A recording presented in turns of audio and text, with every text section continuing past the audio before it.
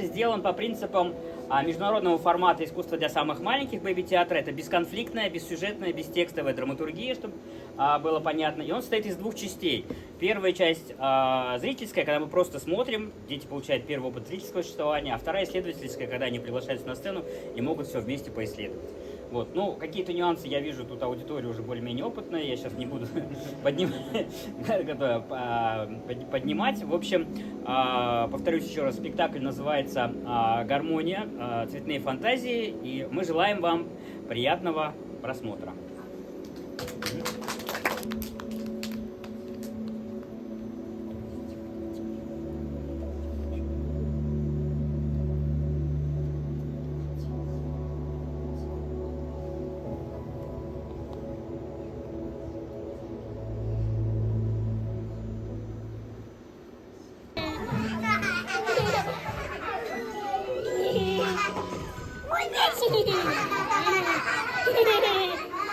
Hehehehe